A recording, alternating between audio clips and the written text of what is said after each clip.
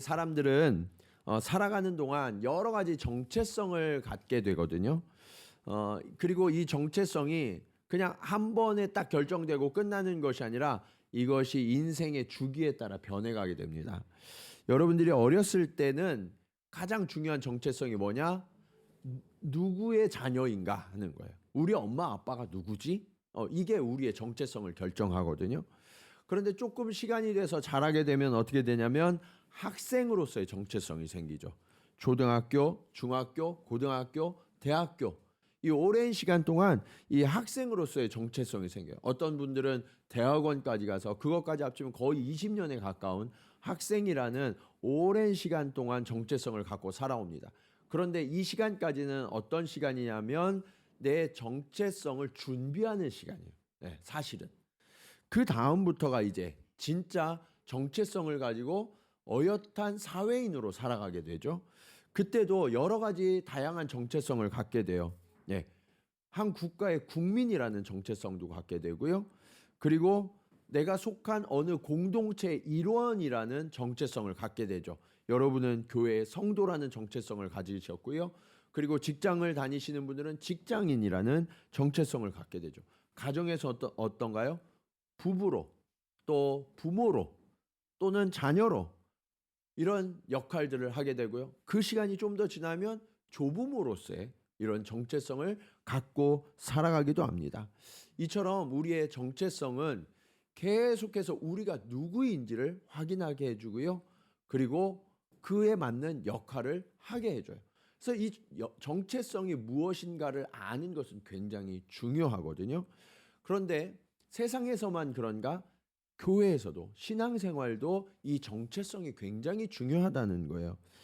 처음 믿는 분들에게 가장 중요한 정체성은 내가 구원받았다는 거예요. 예, 내가 구원받아서 천국 백성이 되었다. 하나님 나라의 시민권을 가진 자가 되었다라는 정체성이 가장 중요한 정체성이 됩니다. 자, 그리고 또 한 가지 중요한 정체성이 뭐냐면 하나님의 자녀가 되었다라는 정체성이에요. 내가 이제는 세상에 속한 자가 아니라 하나님께 속하였고 하나님의 자녀가 되었다는 이 정체성이 굉장히 중요하거든요. 믿음이 조금 자라게 되면 그 다음에 정체성이 뭐냐? 하나님 앞에 부름받은 청직이라는 정체성을 가지셔야 돼요. 사실 오늘 우리는 청직이 임명주일 예배로 함께 하나님 앞에 예배드리고 있는데요. 우리가 이제 자라나고 있는 크리스찬이라면 누구나 이 자리에 계신 분은 한 분도 예외 없이 청직이라는 정체성을 가지셔야 돼요. 교회에서 직분을 받으셔서 오늘 선서하셨든 그렇지 않든 상관없이 우리 모두는 하나님의 부르신 청직이에요. 교회에서 직분으로 섬기기도 하고 세상에서 여러분은 각각의 직분을 가지고 여러분들이 섬기고 계시는 거죠. 그리고 이것은 언제까지 지속되어야 되느냐? 주님이 오시는 그날까지. 이 정체성을 잃어버리지 않고 계속해서 우리가 사명을 감당하며 순종해야 하는 삶을 살아야 되는 거예요. 자, 저는 오늘 이 말씀을 통해서 저와 여러분이 어떻게 하면 이 하나님께 부름받은 이 정체성을 잘 지키고 하나님 앞에 순종하는 그런 삶을 살아갈 수 있을지 말씀을 통해서 함께 은혜를 나누고자 합니다. 자, 첫 번째로 저와 여러분은 주님이 부르신 사역자들이다라는 것을 아셔야 돼요. 저희 교회 주보에 보면 일면에 우리 교회 사역자는 모든 교우 이렇게 써 있어요. 예. 목사, 전도사가 사역자가 아니라 여러분 모두가 하나님께 부름받은 사역자라는 사실을 결코 잊으셔서는 안 된다는 거예요. 오늘 본문 말씀 4절을 한번 보실까요?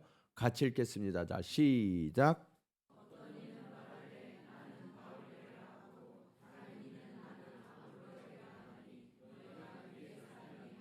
이 말씀을 자세히 보시면 이게 긍정적인 표현이 아니에요. 예. 나는 바울에게 속했고 너는 아볼로에게 속했고 이렇게 따지는 너희는 육에 속한 사람일 뿐이다 라고 책망하는 말씀이라고요. 왜 이런 이야기를 바울이 하고 있느냐? 이 고린도 교회가 주 안에서 잘 자라나고 있다가 문제가 생겼어요. 어떤 문제가 생겼냐? 고린도 교회를 거쳐간 지도자들이 많았거든요. 그 지도자들이 굉장히 훌륭한 지도자들이었어요. 그런데 이 지도자들이 너무 훌륭하다 보니까 어떤 일이 생겼냐면 나는 바울이 더 좋아. 무슨 얘기? 나는 그 다음에 왔던 아볼로가 더 좋아. 아니야, 나는 베드로가 더 좋아. 그러면서 누구에게 속했는지, 나는 누구 판지를 따지기 시작했다는 거예요. 그런데 이에 대해서 사도 바울은 뭐라고 말씀하시냐? 그것은 너희가 여전히 육에 속했고 어린아이와 같은 어린 신앙에 불과하기 때문이다라고 말씀하고 있는 거예요. 이것이 그때만 그런 게 아니라 지금도 그렇죠. 신앙생활 하다 보면 여러분들 조금 더 좋은 목사님이 생기죠. 나는 어느 목사님 말씀이 좋더라. 나는 이 목사님 말씀이 좋아. 나는 저 목사님 말씀이 좋아. 그러면서 내가 선호하는 목사님들이 생겨요. 그리고 교회에서 사역을 하면서도 나는 저 권사님이 좋아. 난 이 권사님이 좋아. 나는 저 장로님이 좋더라. 그러면서 거기에서 사역하기를 더 즐거워하는 그런 일들이 생긴단 말이에요. 근데 이게 일견 보면 당연한 것처럼 보이고 그럴 수 있다라는 생각이 들어요. 그럼에도 불구하고 이것은 신앙적으로 아직 어리고 미성숙하기 때문에 그런 일이 일어난다라는 거예요. 그것을 우리 삶에서도 쉽게 알 수 있는 게 있어요. 여러분, 아주 어린 자녀들, 우리 교회도 아주 어린 자녀들이 있잖아요. 엄마 품에 안겨갖고 오는 자녀들. 걔네들이요, 이제 지혜가 들어가기 시작하고 엄마 아빠를 알아보기 시작하면 어떤 일이 생기냐면 다른 사람에게 잘 안 가요. 우리 엄마를 제대로 알아보는 애들은 엄마 품에 안기고 아빠 품에 안겨 있으려고 그러지, 다른 사람이 어서 와 이렇게 하고 안으려고 그러면 엥 하고 운단 말이에요. 이게 자연스러운 일이죠. 이게 왜 이런 일이 일어나냐면 부모를 알아보고 내가 그 부모 품에 있을 때 안전하다고 느끼기 때문이에요. 그런데 그랬던 아이들이 조금 자라면 어떻게 돼요? 초등학생 저학년 아이들은요, 무슨 일만 있으면 엄마하고 쪼르르 달려가요. 아빠한테는 잘 안 가더라고요. 이렇게 보니까 주로 엄마한테 가요. 엄마 하면서 엄마를 계속 찾고 엄마 옆에 이렇게 껌딱지처럼 딱 붙어 있어요. 자, 그런데 이 아이들이 조금 더 자라서 5학년, 6학년, 중학교 1학년, 2학년이 되면 이제 얘들을 어디 데리고 가려고 그러면 부모가 애걸복걸 해야 돼요. 야, 엄마 아빠 어디 가는데 같이 안 갈래? 싫어. 그냥 바로 나와요. 싫어. 어떤 친구는 말도 안 해요. 그 애들 데리고 가기가 정말 힘들거든요. 그럼 이게 나쁜 거냐? 아니요, 그렇지 않아요. 이 아이가 이제 자라났다는 증거예요. 그래서 독립할 수 있는 때가 가까워지고 있다라는 거죠. 그런데 여러분, 신앙생활을 하면서 보면 이상한 일들이 있어요. 계속해서 이분이 신앙생활을 10년하고 20년 했는데 잘하질 않는 거예요. 계속해서 누군가에게 가서 응석을 부려요. 나 이거 해주세요. 저거 도와주세요. 나 이게 필요해요. 계속해서 응석을 부려요. 자라가야 되는데 잘하질 않아요. 왜 그럴까요? 신앙이 어린아이 수준에 머물고 있기 때문이라는 거예요. 5절 말씀을 한번 보실까요? 자, 같이 한번 읽겠습니다. 자, 시작.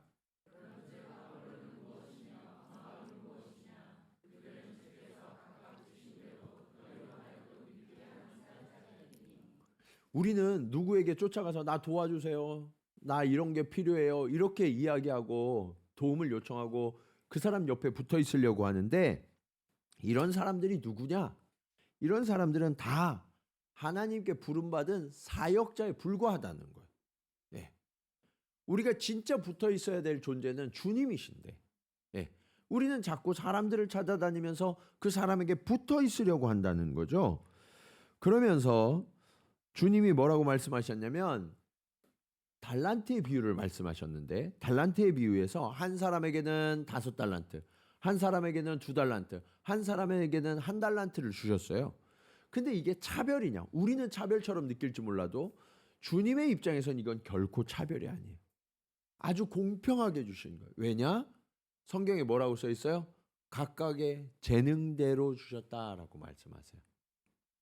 그 얘기는 그 사람에게 딱 맞게 주셨다는 거예요. 딱 맞게. 그렇기 때문에 이건 불공평한 게 아니라 이게 진짜 평등한 거예요. 그렇게 하나님이 주셨기 때문에 하나님이 각각의 주신 대로 우리가 사역을 감당하면 되는 거라는 얘기예요. 예. 누가 더 많이 가졌어? 저 사람이 더 훌륭한 것 같아? 저 사람이 더 탁월한 것 같아? 그런 게 아니라 우리 모두는 하나님 앞에 부름받아서 각각의 역할을 동일하게 수행하는 평등하고 동등한 형제 자매다라는 사실을 여러분들이 반드시 기억하셔야 돼요. 그래서 교회 안에서는요, 우리가 아까 서약도 했지만 직분이 계급이에요, 아니에요? 아니에요. 근데 이상하게 직분 가진 분들이 왜 이렇게 힘을 주는지, 네, 그러시면 안 돼요. 직분은 결코 계급이 아니에요. 네. 우리는 주 안에서 형제 자매예요. 다 똑같은. 그리고 하나님이 은사와 재능을 주셔서 거기에 맞게 우리에게 직분을 주셨다는 거예요. 그래서 바울이 이제 우리가 조금 더 성숙된 시선으로 서로를 바라보고 대하라 하시면서 이렇게 말씀하고 있어요. 고린도전서 3장 1절 말씀입니다. 자, 같이 읽을까요? 시작.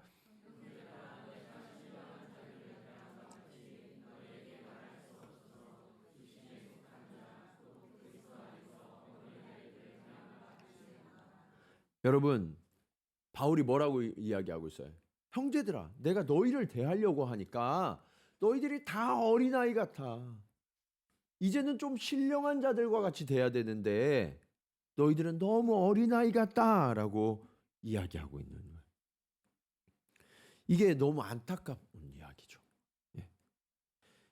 신령한 자는요, 누가 나를 먹여주고 누가 나를 도와주고 누가 나를 챙겨주고 이런 게 중요하지 않아요. 신령한 자는 거꾸로 내가 누군가에게 힘이 되어주고 누구를 도와주고 누구를 지탱해주고 누구를 섬기고 이것이 관심을 가진 자가 신령한 자라는 거예요. 네. 신령한 자가 신령님이 아니라요. 네. 우리가 정말 주 안에서 거룩하게 되어서 하나님의 영을 가진 자가 되어야 된다는 거예요. 네. 그러면 성숙하게 되고 어떤 자가 성숙하냐? 섬기는 자가 성숙하죠. 섬기는 자. 네.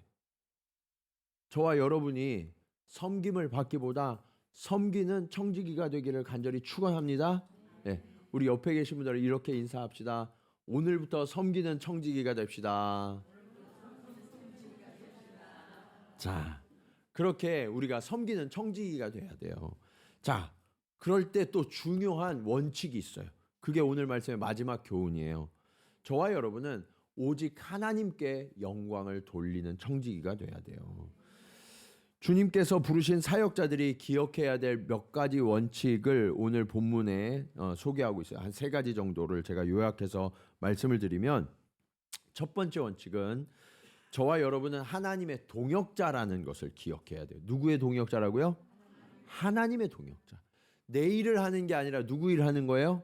하나님의 일을 하는 거예요. 이게 부담스러운 일이기도 하지만 영광스러운 일이죠. 하나님의 일을 내가 동역하는 것은 너무나 영광스러운 일이라는 거예요. 여러분, 지금 한국에 좀 있으면 선거 하잖아요. 그렇죠? 수요일 날.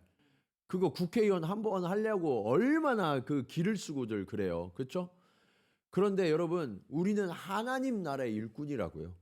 예. 그거보다 더 영광스러운 일이라는 사실을 여러분들이 아셔야 돼요. 예. 자, 9절 말씀 보실까요? 이렇게 말씀하고 있어요. 우리는 하나님의 동역자들이요 너희는 하나님의 밭이요 하나님의 집이니라. 저와 여러분이 하나님의 동역자가 되어서 어떤 일을 하느냐? 하나님의 밭을 일구는 거예요. 예. 그래서 잘 거기에 밭을 가꾸어서 식물들이 자라나서 열매 맺게 하는 그 일을 우리가 함께 하고 있는 거죠. 또 우리는 하나님의 집이라는 거예요. 저와 여러분이 여러 가지 건설 자재예요. 우리가 함께 모여서 하나님의 아름답고 영광스러운 집으로 함께 쌓여져 가고 있다라는 거예요. 근데 이 말씀을 보면 우리, 너희 이렇게 말씀하거든요. 나, 너가 아니라, 단수가 아니라 복수예요. 이 얘기는 뭐냐면 하나님은 동역자를 한 명 부른 게 아니라 우리를 함께 부르셨어요. 네. 오늘 이 자리에 계신 모든 분들이 하나님의 동역자라는 사실을 아셔야 돼요. 동역자는 협동할 때 일이 잘 돼요. 그렇죠? 저는 우리 한국 사람들을 너무 사랑하는데 한 가지 안타까운 점이 있어요. 한국 사람들은 항상 하는 말이 있어요. 뭐 하지 말라고 그래요? 네? 동업하지 마라. 얘기하잖아요. 우리는 동역을 해야 되는데 동업을 하지 말라는 말을 어렸을 때부터 들어가지고 동역이 안 돼요.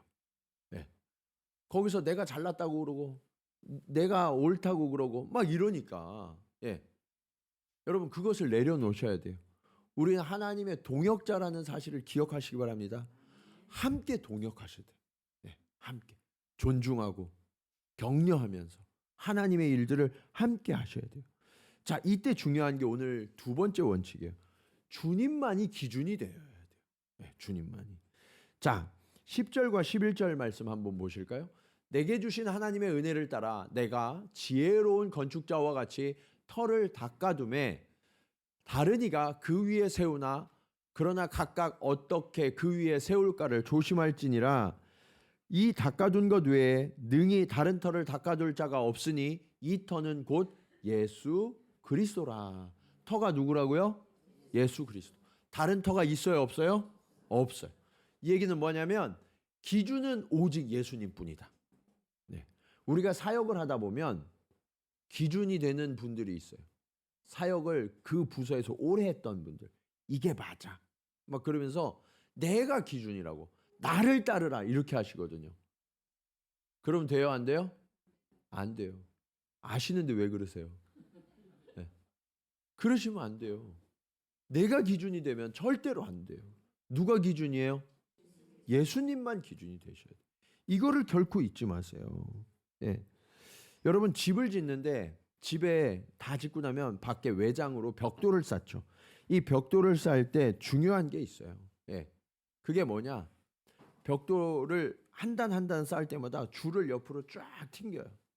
줄을 딱 기준줄을 딱 잡고 거기에서 벽돌이 밖으로 나와도 안 되고 너무 들어가도 안 되고 거기에 쫙 맞춰서 정확하게 세워져야 돼요. 그런데 어디에 맞추냐? 밑에 기준에. 기준에 맞춰서 벽돌이 쫙 세워져요. 그리고 또 한 가지 중요한 게 있어요. 거기에 수평자를 딱 놔요. 수평자를 딱 놔서 이게 평행하게 완전히 평평하게 맞았느냐. 그래야 그 위에부터 잘 세워지니까.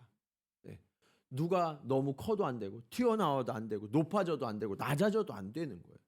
오직 기준 대신 예수 그리스도에 맞춰서 정확하게 돼야 집이 완성되는 거예요. 우리는 하나님의 집을 그렇게 짓는 존재거든요.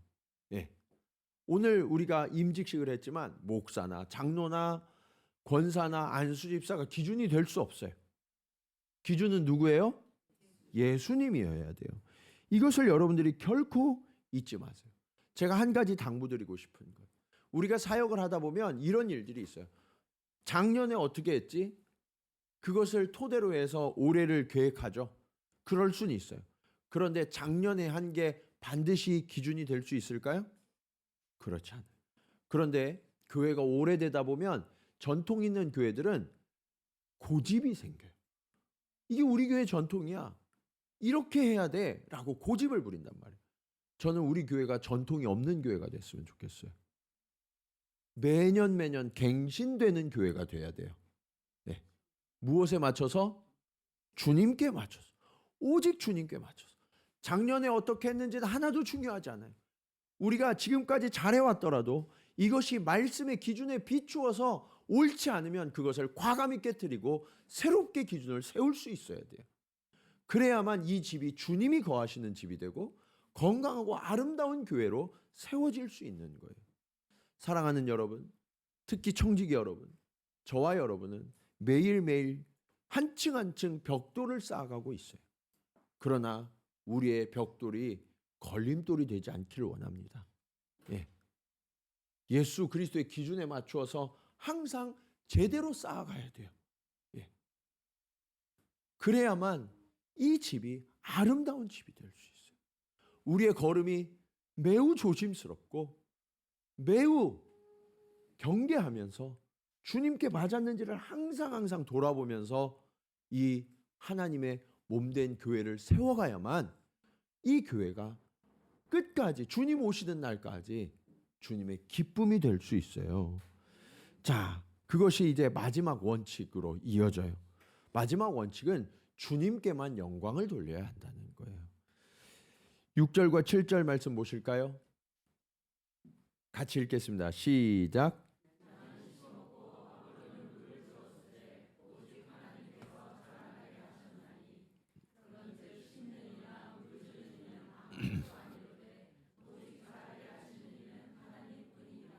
자, 여기에서 중요한 게 있어요. 여러분, 이 나는 심었고 나가 누구예요? 바울이란 말이에요. 바울이 교회 개척자예요. 예. 아볼로는 물을 주었대요. 예. 2대 목사인 거죠. 자, 그런데 바울이 뭐라고 이야기해요? 심는 이나 물 주는 이나 뭐라고요? 아무것도 아니다. 이게 오늘날의 모든 청지기의 고백이 되어야 돼요. 네. 우리 옆에 계신 분들은 이렇게 한번 인사하겠습니다. 저는 아무것도 아닙니다. 네, 네, 네. 여러분, 이 고백이 계속되면 교회는 안전하고 건강해요. 교회에서 문제 일으키는 사람들은 다 중직자지 교회 새로운 사람이 문제 일으킨 적을 본 적이 없어요. 네. 교회에서 항상 힘이 들어가기 시작하면 그때부터 걸림돌이 되는 거예요. 그래서 내가 조금 힘이 들어가고 내 목소리가 조금 커지는 것 같다. 그러면 기억하세요. 나는 아무것도 아니지. 나는 아무것도 아니지. 내가 뭐 된 줄 알기 시작하면 그때부터 나는 걸림돌이 되는 거예요. 아, 저 사람들이 내 말을 안 들어. 이런 생각이 들면 나는 걸림돌이에요. 이미. 그거를 요즘 아이들의 표현으로 뭐라고 그래요? 꼰대. 이 교회 꼰대가 진짜 많아요. 누가 좀 생각나서 웃는 거예요?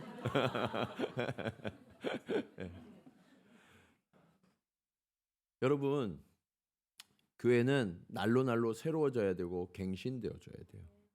나는 아무것도 아니에요. 저는 우리가 이제 청지기 임명 감사주일로 예배드리지만 이 4월 첫 주가 우리가 항상 제로 베이스에서 다시 시작하는 시간이 되었으면 좋겠어요. 내가 뭐가 된 줄로 알고 내 목에 힘이 들어가기 시작하면 나는 그때부터 주님과 아무 상관이 없는 존재가 돼요. 직분이 목사든 전도사든 장로든 권사든 목자든 아무 상관이 없어요. 우리는 언제든 그런 걸림돌이 될 수 있어요. 제가 건축을 좋아하거든요. 아마 목사가 안 됐으면 건축사가 되고 싶었던 것 같아요. 근데 매년 나라별로 이렇게 건축 대상을 받는 건물들이 있어요. 그때 그 상을 누가 받는지 아세요? 건축 대상을 누가 받을까요? 이거를? 그렇죠. 설계사, 건축사, 정확하게 말하면 건축사가 받아요. 건축사가 받는데 집을 짓는 데는 이 건축사만 일을 하는 게 아니잖아요. 그렇죠? 기초 작업을 하는 분, 배관, 전기, 목수, 그다음에 벽돌 쌓는 조적, 인테리어 뭐 다양한 분들이 오셔갖고 정말 많은 분들이 수고하고 땀 흘려서 이 건물이 지어지거든요. 그런데 상은 누가 받는다고요? 건축사. 영광은 건축사가 받는 거예요.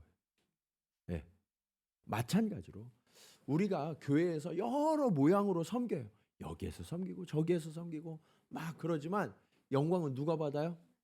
하나님이 받으십니다. 담임 목사가 받는 거 아니에요. 저를 너무 그렇게 생각하지 마세요. 저도 아무것도 아니에요.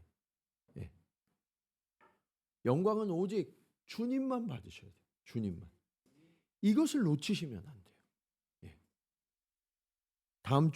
이번 주 토요일에 오실 우리 김동원 원로 목사님요, 바울과 같이 우리 교회를 심으신 분이고 저는 후대에 와서 물을 준 사람에 불과해요. 아무것도 아니에요. 우리는. 사실 제가 이렇게 오늘 임명받는 분들 이렇게 뵐 때 사실 한 분 한 분에게 너무너무 감사해요. 여러분이 정말 지금까지 눈물과 땀으로 저희 교회를 잘 세워오셨어요. 사실 처음부터 세워오신 분들은 그 수고가 훨씬 더 컸어요. 근데 너무너무 잘 세워오셨어요. 여러분을 너무 사랑하고 너무 감사드려요. 그런데 지금까지 우리가 헌신하고 사랑으로 이 세워온 이 교회의 전통은 나는 아무것도 아닙니다가 되어야 해요. 네. 그러면 주님이 영광 받으세요. 네. 네. 우리가 선으로 일어섰다가 부끄러움으로 망하는 분들을 너무나 많이 봐요. 목사님들도 그렇고 교회도 그렇고. 네. 왜 그러냐? 나는 아무것도 아닙니다라는 정신을 잃어버리기 때문에 그래요. 네. 주님께만 영광 돌리려는 정신을 잃어버리기 때문에 그래요. 저와 여러분은 언젠가 주님 앞에 서게 돼요. 네. 주님 앞에 서서 부끄러움이 없는 자가 되어야 하지 않을까요? 네. 그 주님께서 저와 여러분들에게 이렇게 약속하세요. 8절 말씀입니다. 같이 읽겠습니다. 자, 시작.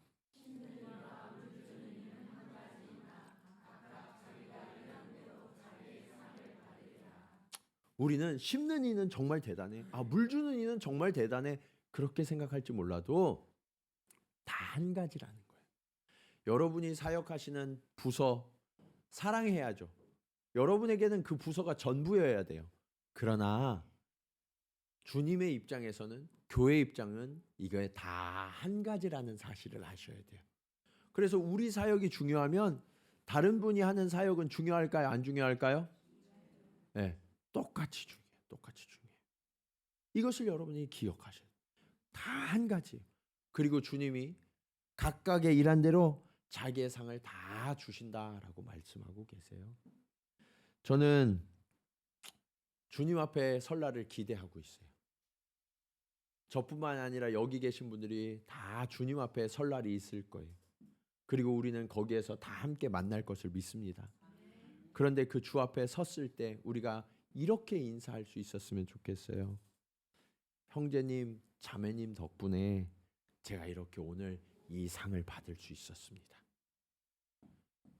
형제님, 자매님이 이렇게 동역으로 이끌어 주셔서 제가 주를 섬길 수 있었고 이렇게 부끄러움이 없는 상을 받는 자리에 서게 되었습니다. 훗날 주님 앞에서 우리가 그렇게 고백할 수만 있다면 우리가 오늘 이 자리에서 함께 동역하는 것이 얼마나 기쁘고 소중한 일일까요? 저와 여러분 모두가 그렇게 서로에게 손을 내밀어 주님이 우리에게 주신 그 고귀한 직분을 함께 가자고. 네. 그렇게 옆 사람을 일으켜 세우고 그리고 누군가가 처져 있으면 다시 일으켜주고 세워줘서 이 길을 끝까지 나아간 뒤에 주님이 씌워주시는 그 생명의 면류관, 그 아름다운 상급을 받는 저와 여러분, 우리 동경지구촌교회에 속한 모든 청지기들이 되시기를 주님의 이름으로 간절히 축원합니다. 우리 이 시간 말씀을 기억하면서 함께 고백하기를 원합니다. 오늘 이 청지기 나는 아무것도 아니다라는 주님이 말씀을 주셨어요. 주님, 내 이 말씀을 기억해 하여 주시옵소서. 그리고 평생 동안 주님께만 영광 돌리며 살아갈 수 있도록, 그리고 우리가 함께 지어져가는 이 집이라는 사실을 잊지 않고 더 서로를 존중하게 여기며 가치 있게 여기며 그렇게 세워가게 하옵소서. 우리 그런 고백으로 함께 찬양하시겠습니다.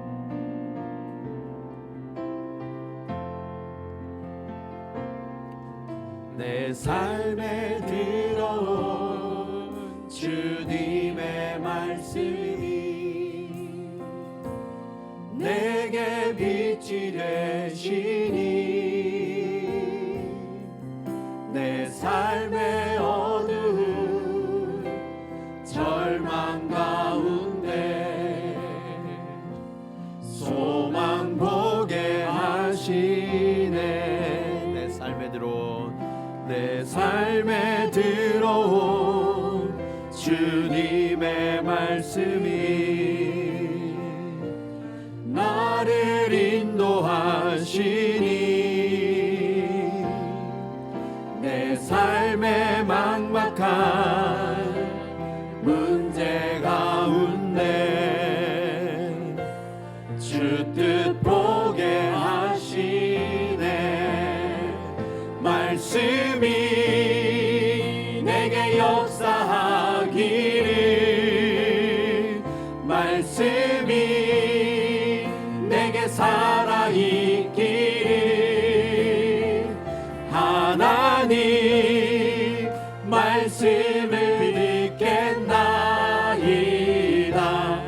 주님의 음성을 듣겠나니 말씀이 내게 역사하기를 말씀이 내게 역사하기를 말씀이 내게 살아있기를 하나님 말씀을 듣겠나이다 주님의 음성을 듣겠나이다. 제가 한번 기도하겠습니다. 하나님 아버지 감사합니다. 정말 보잘것없는 우리를 주님께서 우리를 사랑한다 하시고 구원하시고 자녀 삼아주시고 하나님의 거룩한 일에 우리를 불러세워 동참케 해주시니 감사합니다. 아버지 하나님, 이것이 나의 일이 아니라 주님이 부르신 일임을 깨달아 알게 하여 주시옵소서. 그리하여서 나를 부르신 주님의 명령을 날마다 듣게 하시고 구하게 하시고 순종케 하여 주시옵소서. 아버지 하나님, 내 맘대로 내 뜻대로 살아가는 인생을 이제는 그치게 하시고 나의 주인 되신 그 주님이 이끄시는 인생을 철저하게 순종하고 복종하며 살아가는 충성된 일꾼 되게 하여 주시옵소서. 아버지여, 또한 간절히 간구하기는 우리 동경지구촌 교회가 오직 기초 되신 예수 그리스도의 기준에 맞추어서 함께 지어져가는 아름다운 성전이 되기를 원합니다. 주여, 우리가 그렇게 주님께 영광 돌리는 그러한 지체들 되게 하여 주시옵소서. 아버지, 올 한 해 우리가 그렇게 지나온 삶처럼 앞으로의 삶도 하나님께 내 삶을 드리며 하나님의 영광을 위하여 교회에서나 세상에서나 그렇게 충성된 일꾼으로 헌신된 일꾼들로 성숙하고 신령한 주님의 자녀로 살아갈 수 있도록 주님 역사하여 주시옵소서. 이제는 교회의 머리 되신 예수 그리스도의 은혜와 우리를 부르신 아버지 하나님의 크신 사랑하심과 성령님의 감화감동 교통하심이 오늘 말씀을 따라 오늘 우리가 하나님의 부름받은 사역자로서 함께 지어져가는 그런 하나님의 지체들임을 기억하고 날마다 하나님의 뜻에 순종하고 복종하며 또 형제들을 일으키며 훗날 주님 앞에 섰을 때 부끄러움이 없는 상급을 받기로 결단하며 나아가는 사랑하는 성도들의 걸음걸음 위에 청지기의 사명 가운데 이제로부터 영원토록 함께 하시기를 간절히 축원하옵나이다. 아멘.